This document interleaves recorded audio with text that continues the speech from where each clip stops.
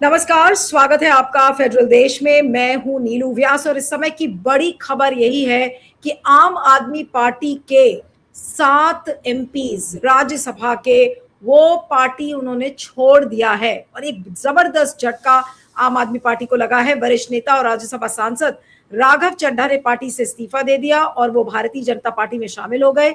इस बड़े राजनीतिक उलटफेर के साथ आम आदमी पार्टी की राज्यसभा में मजबूती काफी कमजोर हो जाएगी।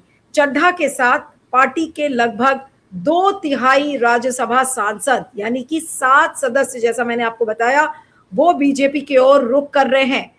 आप प्रमुख अरविंद केजरीवाल ने अपनी फौरी प्रतिक्रिया में कहा कि बीजेपी ने पंजाबियों को धोखा दिया है।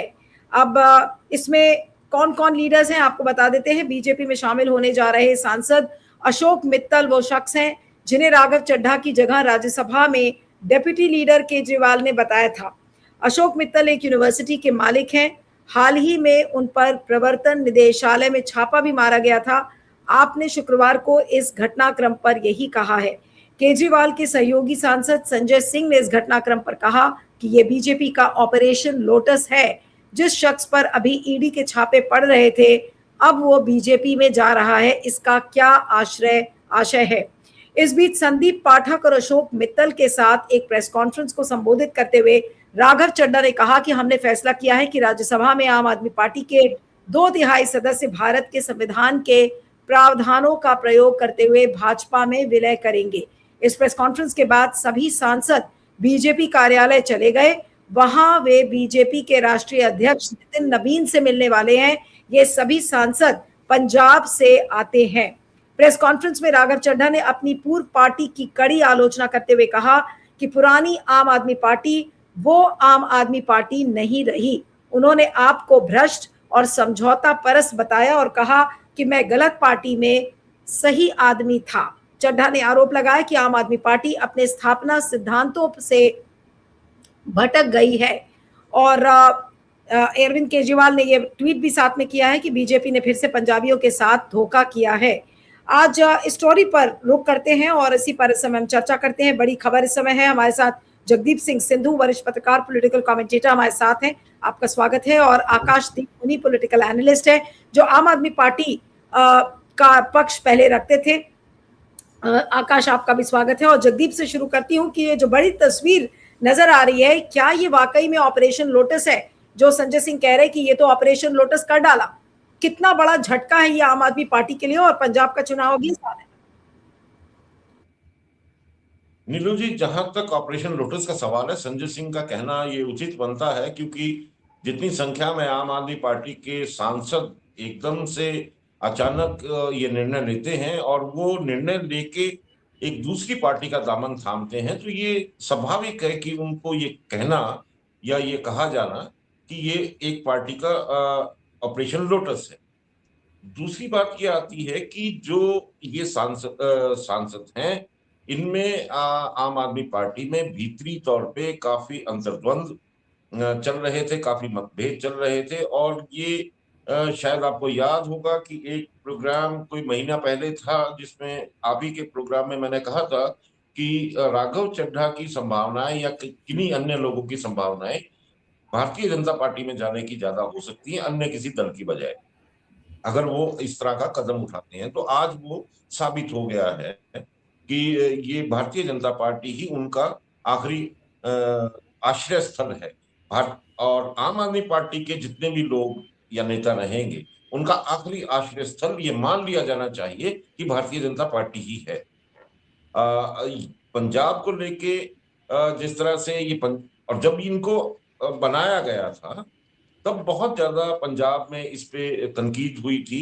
इसकी बहुत ज्यादा इसकी समीक्षा की गई और लोगों ने इस पे बड़ी टिप्पणियां की थी कि आम आदमी पार्टी ने पैसे लेके इन पूंजीपतियों को राज्यसभा में भेजा है पंजाब के कोटे से। उस वक्त भी इस पे बहुत सवाल उठे थे और ये माना जाता था कि पंजाब की जो आवाज है या पंजाब के हकों की जितनी भी बात है, वो शायद ही ये लोग कर पाए। और आज जिस प्रकार से ये भारतीय जनता पार्टी में चले गए हैं और अपने पूरे कार्यकाल में इन्होंने पंजाब के प्रति वो प्रश्न, वो मुद्दे उठाने की कोशिश भी नहीं की, सहमत भी नहीं की। जो थी। तो कुल मिला के कहा जा सकता है कि वो पार्टी जिसमें कोई आदर्शवादिता, सिद्धांतवादिता ना हो, जिसका अपना कोई ऐसा विचारधारा नहीं है, उस पार्टी का अंतोगत्वा उसमें इसी प्रकार की परिवर्तन होते हैं और इसी प्रकार के बदलाव होते हैं, जो बदलाव अक्सर पार्टी के सुप्रीमो कहते हैं कि एक मौका दीजिए बदलाव के लिए। तो एक मौका अब इनके नेताओं ने ले लिया है बदलाव के लिए, ऐसा कहा जा सकता नहीं, लेकिन इसमें कई सांसद हैं, 7 सांसद हैं। राघव चड्ढा के बारे में तो ये आशंका थी, लेकिन जो बाकी लोग हैं, जैसे वो लवली यूनिवर्सिटी के जो सांसद हैं, उनको बोला जा रहा है कि भाई उन पे तो अभी ईडी रेड पड़ी थी और ईडी रेड पड़ रही थी और वो बीजेपी में शामिल हो गए। तो ये क्या एक बड़ी सुनियोजित रणनीति के तहत ये किया गया कि राघव चड्ढा को तो खींचा ही बीजेपी ने, साथ में और 6 लोगों को खींच लिया। देखिए, आप देखिए कि स्वाति मालीवाल के साथ जो तकरार हुई थी, वो सभी को मालूम है किस प्रकार से अरविंद केजरीवाल के उस शीश महल वाले घर में जो घटनाक्रम हुआ था। उसके अलावा जो विक्रमजीत सिंह साहनी हैं, ये एक बड़े इंडस्ट्रियलिस्ट हैं और इनके बारे में ये कहा जाता है कि वो अपने राजनीतिक उद्देश्य के लिए कोई भी किसी भी प्रकार की राह को अपनाने में गुरेज नहीं करते। उसके अलावा जो मित्तल हैं, इनके बारे में मालूम है कि लवली प्रोफेशनल यूनिवर्सिटी का जो एक बड़ा इनकी जो जमीन का चंक है वो एक कंट्रोवर्सी में है और बार बार इन पे उस तरह के प्रेशर भी पड़े, दबाव भी पड़े। और अब जो ईडी की रेड हुई थी वो मनी लॉन्ड्रिंग और अन्य चीजों को लेके हो रही थी, तो वो भी एक घटनाक्रम इसके साथ जुड़ता है। उसके अलावा अगर बात करते हैं संदीप पाठक की, तो हालांकि संदीप पाठक के बारे में लोग ज्यादा इस बात को नहीं मानते थे कि उनकी जो निष्ठा है वो इतनी जल्दी बदल सकती है। लेकिन ये राजनीति है और इस राजनीति में जब अवसर और मौके आते हैं तो किसी की भी निष्ठा कहीं भी जा सकती है, और ये सीधा सीधा एक राजनीतिक स्वार्थ का सबसे बड़ा अच्छा स्पष्ट उदाहरण आज की राजनीति में है। उसके अलावा अगर बात करें राजेंद्र गुप्ता की, तो राजेंद्र गुप्ता क्योंकि इनको एक हरियाणा से चुनाव लड़ाया गया था और वो अन्य जो लोग हैं उनको सबको मालूम है कि उनका जिस प्रकार से पार्टी में उनको अपनी एक स्थान चाहिए या उनको अपनी एक प्रगति चाहिए, वो वहां नहीं मिल रही थी। और उनको ये लगने लगा कि भारतीय जनता पार्टी के मंच पे रहते हुए शायद वो अपनी प्रगति को सुनिश्चित कर सकते हैं। भारतीय जनता पार्टी ने अपना पंजाब का जो उनका एजेंडा है, पंजाब के बारे में, देखिए 3 बार सरकार केंद्र में बन चुकी, लेकिन पंजाब फिर भी उनके हाथ अभी तक नहीं आया। और इस बार कोशिश ये थी भारतीय जनता पार्टी की कि अपनी योजना के तहत पंजाब में और पश्चिम बंगाल में अपना परचम जरूर लहराएं। तो इसको उस तरीके से भी जोड़ के देखा जाता है कि पंजाब के लिए पंजाब के इलेक्शन क्योंकि अब फरवरी में ड्यू हैं, तो उससे पहले पंजाब को हासिल करने की एक योजना, बड़ी योजना पे भी काम हो सकता है, ताकि आम आदमी पार्टी की जो छवि है पंजाब में उतनी सशक्त ना रहे। और आपको एक चीज बड़ी इंटरेस्टिंग बता दूं कि जो 2024 के इलेक्शन हुए थे लोकसभा के, उसमें आम आदमी पार्टी पंजाब में भारतीय जनता पार्टी ने लगभग 20 ऐसी विधानसभा की सीटें हैं जहां उनके पास लीड रही, और 9 सीटें ऐसी हैं जहां वो दूसरे नंबर पर जद्दोजहद कर रहे थे, आम आदमी पार्टी से उनके पास ज्यादा वोटें आई थी। तो लगभग 30 सीटें ऐसी हैं भारतीय जनता पार्टी की उस निगाह में, जो पंजाब में जहां उनकी पकड़ बहुत अच्छी बनी और कुल उनको जो वोट प्रतिशत मिला था आपके, वो 19.56%, लगभग 20% के आसपास वोट मिला था। और अभी कल ही आम आदमी पार्टी, भारतीय जनता पार्टी के तरफ से बयान आया है कि पंजाब में हम अकेले चुनाव लड़ेंगे, कोई समझौता नहीं करेंगे। तो इसको उस बड़ी रणनीति के तहत जोड़ के भी देखा जा सकता है और देखा जाने लगा है कि ये जो योजना है भारतीय जनता पार्टी की, ऑपरेशन लोटस, जिसको संजय सिंह कह रहे हैं, वो उसी का एक भाग भी हो सकता है। इस संभावना से भी इनकार नहीं किया जा सकता। तो ये जी, बहुत ठीक से है। ऐसे फैक्टर हैं जिनको अगर कुल मिला के देखेंगे तो ये लगता है कि ये सभी लोगों का एक राजनीतिक सोच, समझ और रणनीति के तहत इस प्रकार का ये एक पहल या घटनाक्रम हुआ है। ठीक है, मैं अब आकाश के पास आती हूँ कि आकाश, 2/3 एमपीज आम आदमी पार्टी के बीजेपी में शामिल हो रहे हैं, जो राज्यसभा एमपीज हैं। क्या आम आदमी पार्टी का सफाया एक तरीके से हो गया है, कर दिया है बीजेपी ने? अनम्यूट कर लीजिए, आपकी आवाज नहीं आ रही, अनम्यूट कर लीजिएगा। हाँ, ओके, सॉरी। देखिए नीलू जी, आप ही का प्रोग्राम था 6 महीने पहले। मैंने ये प्रेडिक्शन किया था कि अशोक मित्तल छोड़ेंगे आम आदमी पार्टी और जाएंगे भारतीय जनता पार्टी। सो आज ये होना था, ये तो सबको पता था सिवाय अरविंद केजरीवाल के। वो कहावत है ना, बोए पेड़ बबूल के तो आम कहाँ से मिलेंगे। तो आपने तो बिजनेसमैन को पाला पोसा बड़ा किया, उनकी उनके लिए बैटिंग की। जो आम आदमी आपके साथ थे उनको आपने साइडलाइन कर दिया।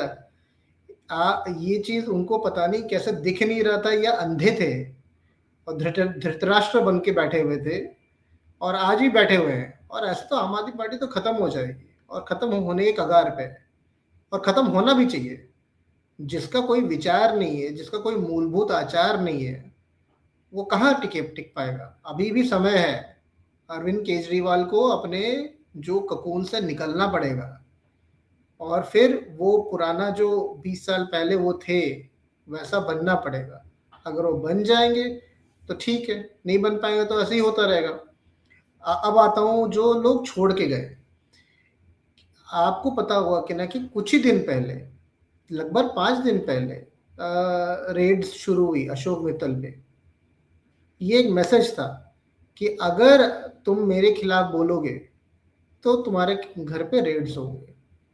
और ये आप ये पूछेंगे कि ना कि आप लोग पूछेंगे कि ना कि भाई उन्होंने तो 1.5 साल पहले ज्वाइन किया था, तब तक तो रेड हुई नहीं, अब अचानक क्या हो गया कि रेड होने लगी। सिर्फ डेप्यूटी स्पीकर, डेप्यूटी पोजीशन मिलने पे रेड नहीं हुई। रेड इसीलिए हुई क्योंकि उन्होंने बोलना शुरू किया भारतीय जनता पार्टी के खिलाफ। पहले वो बोलते नहीं थे। आपको याद होगा, स्मृति ईरानी से लेके तमाम बीजेपी के गोदी मीडिया से लेके जितने भी लोग थे, वो उनके यूनिवर्सिटी में आते थे, ये जाते थे, उनके साथ फोटो खिंचाते थे। इवन वो अपने परिवार के साथ मोदी जी के पास गए थे। सो ये इनका संपर्क सबसे था, अच्छा सब कुछ था। दिक्कत ये हुई कि ना कि आम आदमी पार्टी चाहती थी ना कि ये लीडर की तरह उभरे, और उन्होंने बोला कि ना कि भाई अब बोलो, और इन्होंने बोलना शुरू किया। और जब इन्होंने बोलना शुरू किया तो फिर तो ईडी के रेड्स पड़ने ही थे। और ये चीज राघव चड्ढा पहले से समझ चुके थे, इसीलिए वो एक मिडिल ग्राउंड लेके, एक मतलब ऐसी बातें जो ना इसको बुरा लगे ना उसको बुरा लगे, वैसी बातें करने लगे। तो ये 7 लोगों का जाना, मैं यहाँ पे एक चीज बताऊंगा कि ना कि आज अरविंद केजरीवाल को ये चीज सोचना चाहिए कि कैसे ममता बनर्जी काम करती है। उनको वैसे थोड़ा सीखना चाहिए था। और रही बात बीजेपी की, तो 2014 से हमें पता है कि ना 25 ऑपोजिशन के लीडर्स जिनके खिलाफ सेंट्रल एजेंसीज ईडी सीबीआई के प्रोब्स थे, उन्होंने बीजेपी ज्वाइन कर लिया। 23 के केसेस स्लो डाउन हो गए या बंद हो गए। हेमंत बिस्व शर्मा, अजीत पवार, अशोक चव्हाण, शुभेंदु अधिकारी, ये सारे उन्हीं के हैं। अगर आप आम आदमी पार्टी के लीडर्स का भी देखें तो कैलाश गहलोत, आपको याद होगा, दिल्ली में मंत्री थे। उन्होंने बीजेपी ज्वाइन किया नवंबर 18 को। सेम डे पे ही उनका नाम सीबीआई के डीटीसी बस परचेस स्कैम था एक, उसके केस से नाम 18 नवंबर को ही ड्रॉप कर दिया गया, सेम डे। अब इतनी पारदर्शिता कहीं पे नहीं है दुनिया में। राजकुमार आनंद दिल्ली के मंत्री थे, एमएलए भी थे। ईडी के रेड्स पड़े नवंबर 2023 में दिल्ली लिकर पॉलिसी के खिलाफ के लिए। आज उनके खिलाफ कोई एक्टिव केस नहीं है, कोई प्रोसीडिंग्स नहीं है, कोई रेड्स नहीं है, सब चंगा है। करतार सिंह तंवर, छतरपुर ऐसे एमएलए थे, इनकम टैक्स की रेड पड़ी। आपको याद होगा उनके घर पे, आपको उस समय याद होगा कि ना कि 130 करोड़ रुपए मिले थे। उसके बाद उन्होंने ज्वाइन कर लिया, वॉशिंग मशीन में क्लीन हो गए, फिर केस उनके खिलाफ बंद हो गया। आज के डेट में उनके खिलाफ कोई नया एनफोर्समेंट नहीं है, कोई विजिबल प्रोग्रेस नहीं है, सब ठंडे ठंडे बस्ते में चला गया। सो सेम केस मित्तल साहब ने भी सोचा कि ना कि चलो चंद स्पर्श कर लूं तो केसेस तो बंद हो ही जाएंगे, तो ये तो होना ही था। ये तो नहीं, लेकिन जो अरविंद केजरीवाल बोल रहे हैं आकाश की, आप ये देखिए कि ये पंजाबियों को धोखा दिया बीजेपी ने। आखिर ये जो नैरेटिव है और जिसको गढ़ेगी अब आम आदमी पार्टी, क्या वो काम करेगा? पंजाब के चुनाव सिर पर है, अब तो कितना टाइम ही बचा है। देखिए, आपको पता होगा कि ना कि एक चीज होता है कि ना कि नेचुरल, और एक होता है प्लास्टिक। प्लास्टिक के फूल, नेचुरल के फूल, ठीक है। जब ममता बनर्जी बंगाल में बोलती है कि जय बांग्ला, तो लोग सोचते हैं कि ना हाँ, ये बाहर वालों से बंगाल को बचा रही है, बाहर वाले आके वोट छीन रहे हैं और ये बंगालियों को बचा रही है। सेम चीज जब पंजाब में अरविंद केजरीवाल बोलते हैं तो पंजाबी उससे रिलेट नहीं कर सकते। क्यों नहीं रिलेट कर सकते? क्योंकि आपको याद होगा कि अरविंद केजरीवाल को जब गिरफ्तार किया गया था दिल्ली में, तब आम आदमी पार्टी के लीडर्स, ये सौरभ भारद्वाज, सब रैली उन्होंने निकाली थी। आपको याद होगा वो रैली एक फ्लॉप था, आम जनता नहीं निकली थी, जबकि उस समय वो पावर में थे, मंत्री, वो चीफ मिनिस्टर थे। उस समय उनको सोचना चाहिए था कि मेरे लिए आम जनता क्यों नहीं निकल रही है। आप आज आज बंगाल में आप अभिषेक बैनर्जी या ममता बनर्जी को गिरफ्तार कर लीजिए, कोलकाता जलेगा। ये सबको पता है, ये बीजेपी को भी पता है कि जितनी सीआरपीएफ लगा दो, लोग अपने जान दे देंगे। सो लॉ एंड ऑर्डर संभालने नहीं होगा। आप सोचिए कि ना कि 2.5 लाख एनफोर्समेंट फोर्सेस आज बंगाल में है, ठीक है। इतना तो यूनियन इलेक्शंस में लगती है, फिर भी बंगाल में उपद्रव हो जाते हैं। सो ये चीज अरविंद केजरीवाल को सोचना चाहिए कि ना कि अपने ककून से निकले, विपासना मोड से निकले, बाहर निकले, बोले। उनको तो जिस दिन वो हारे उस दिन से उनको रोड पे होना चाहिए था। वो अशोक मित्तल के घर पे क्यों है दिल्ली में? अब ये भी एक बात है कि ना कि अब उनको वो अशोक मित्तल वाला घर भी छोड़ना पड़ेगा। ये भी एक इंटरेस्टिंग सी चीज है, ये भी खबर बनेगी। तो ठीक है, ये तो पॉलिटिक्स है ही। वो पहले एक्टिविस्ट है, पॉलिटिशियन है। नहीं, लेकिन अब सवाल ये उठता है कि जगदीप जी के पास आती हूँ कि जगदीप जी, पंजाब के चुनाव में ज्यादा वक्त नहीं है और ठीक चुनाव के पहले आम आदमी का सफाया क्या साफ दिख रहा है, या आपको लगता है कि अरविंद केजरीवाल के पास अभी ज्यादा स्कोप है, बैंडविड्थ होगी चीजों को इम्प्रूव करने के लिए, या फिर हम ये माने कि अब पंजाब में गई सरकार आम आदमी पार्टी की?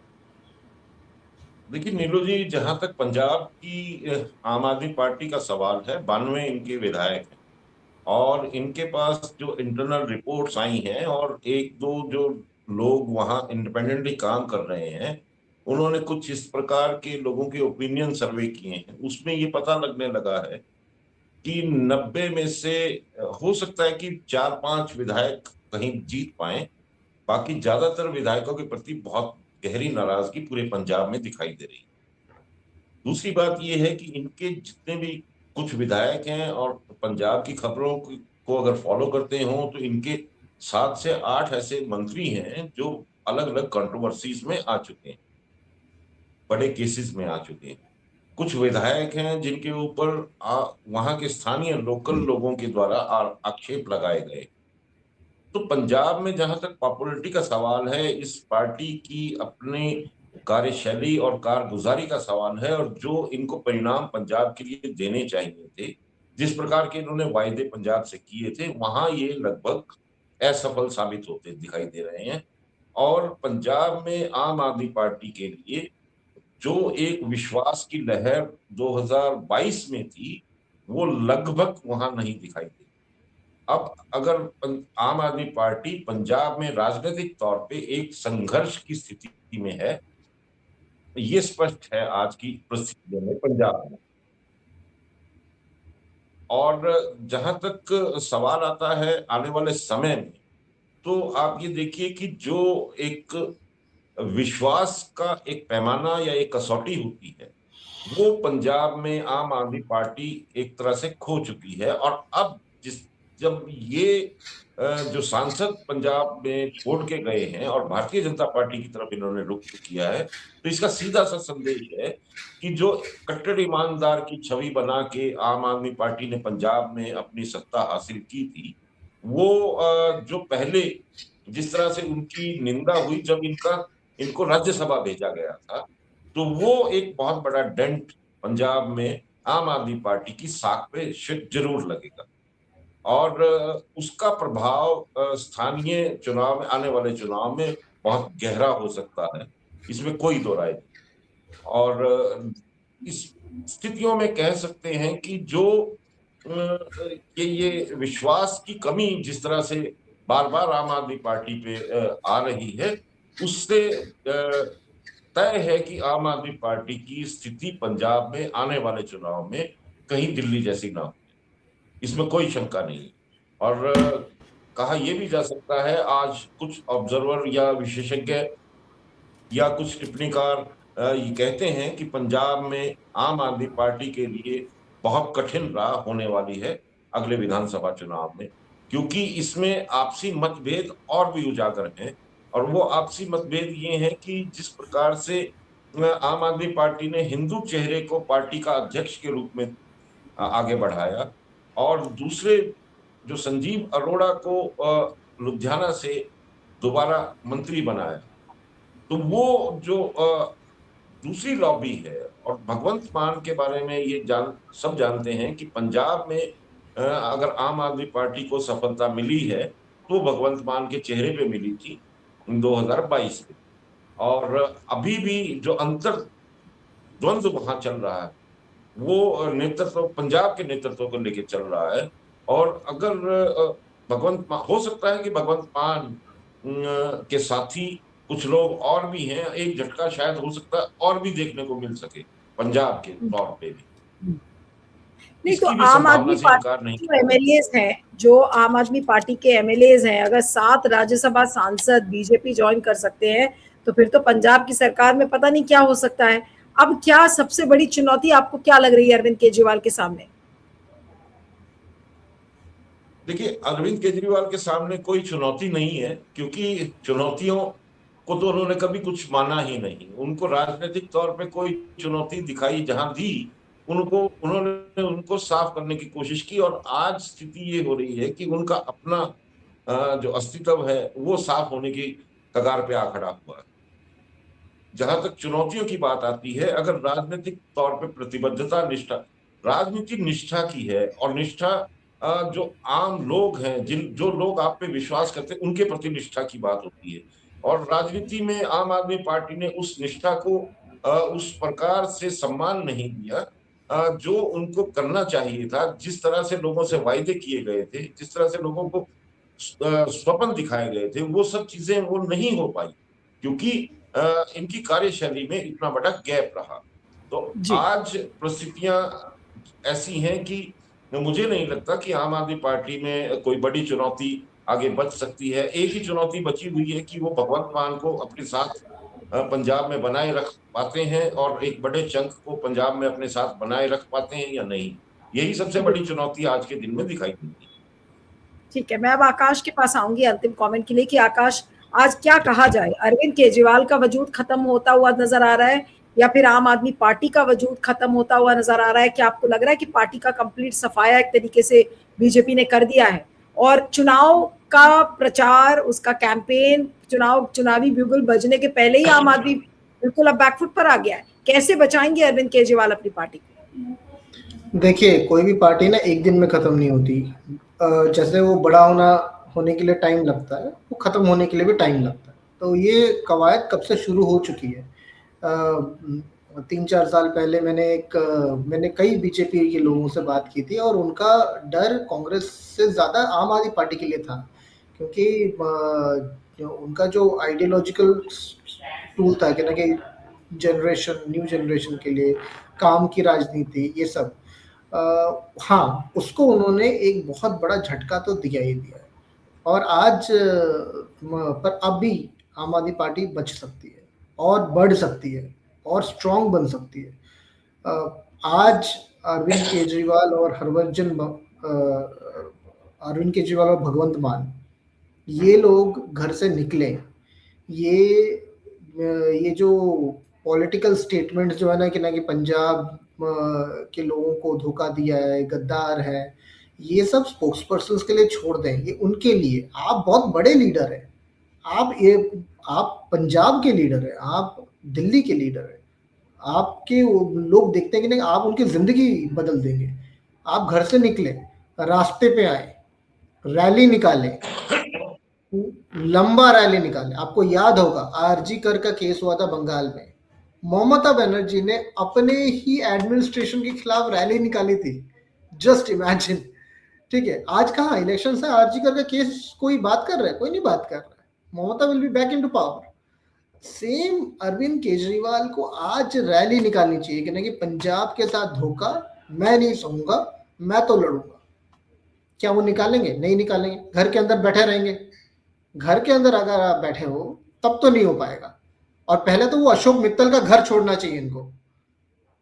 आप अपने 2 BHK के मकान में चले जाते। क्यों आपको सरकारी मकान चाहिए?